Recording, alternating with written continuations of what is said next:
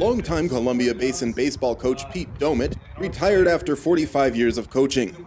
Pete had many memories, one of which being the 1999 Major League Draft, where 3 players from Moses Lake High School were selected in the top 2 rounds. The Columbia Basin Herald caught up with Pete, BJ Garby, Jason Cooper, and Ryan Doumit to talk about that time and what impact Pete had on local baseball. And I think it comes back to the parents. The parents were able to kind of keep level heads with kids. And I'll tell you what else, and this is honest God's truth. What kept the lid on everything were the other kids in our team, because these kids all grew up together. Yep. You know, in a small community, if they weren't in the same school, at least in the summer or in the sports programs coming up, they played on a lot of the same teams. And all these kids pretty much on that team had played All-Stars, and I was their All-Star coach. So Right. These guys pretty much knew what to expect by the time they got to high school. And they knew each other so well that, the other kids understood that they were playing with some kids that were pretty gifted, but they were still their buddies, and they were still their peers. And if somebody started to get a big head, somebody else would call them on it. And that was the thing that was really kind of fun to watch, was that their teammates were not in awe of these guys. Hey, they're just my buddies.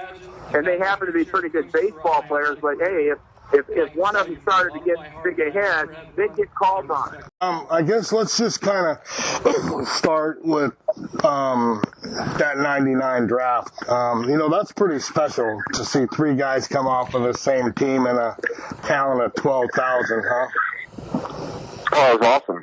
I mean, at the time, and it was unheard of, and I don't know even to this day if there's been a high school team with 3 kids drafted, in the first 2 rounds. It was a fun time. I mean, even back to when our junior year in '98, BJ and Jason were getting a lot of national attention, and rightfully so. I mean, these guys were going to all sorts of national showcases and whatnot. So there was always a buzz early on about the kind of the talent base, and in the Basin. And we had Brian Johnson over there in Ephrata that was going to UW, and certainly Jeff Havelo, who had come out of Ephrata and was playing at UW.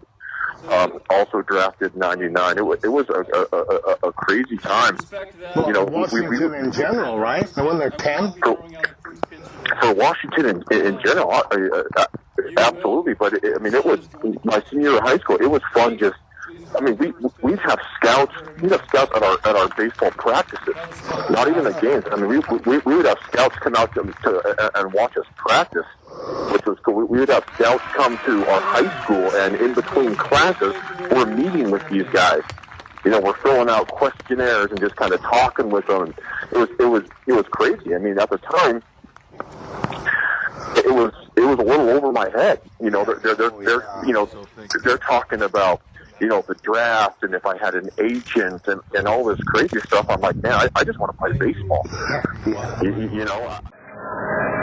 basically my role is I'm a special assignment scout, and what that entails is a combination of things.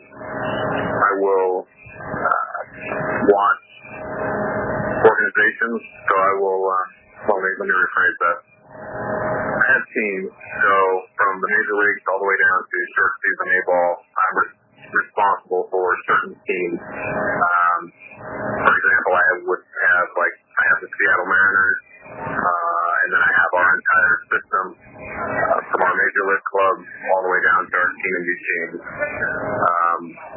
So those are a few things that I do.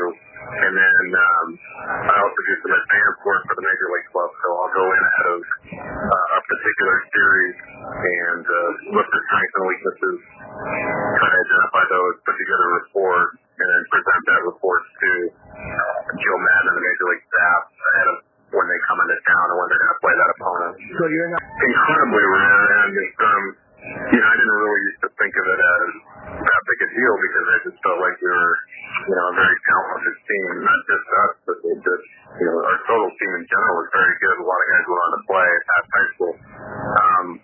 the more I float around and run into old scouts that are still working that have, our area in high school that get the in-home visits with us, they always talk about how that doesn't happen, hasn't happened since, probably will never happen again. Certainly not in, a small town environment in Washington State. Reiterate your thoughts on Pete Doumit. From T-ball to major leagues, Words honestly cannot describe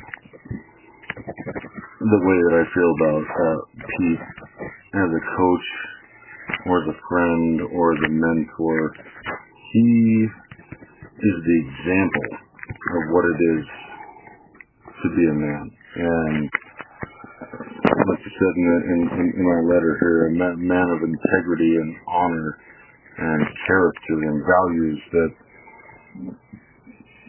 I've never met anybody like it. He led that by example for all the people that he coached for the last 45 years. And I was blessed to be able to be coached by him. And he made me a better man because of it.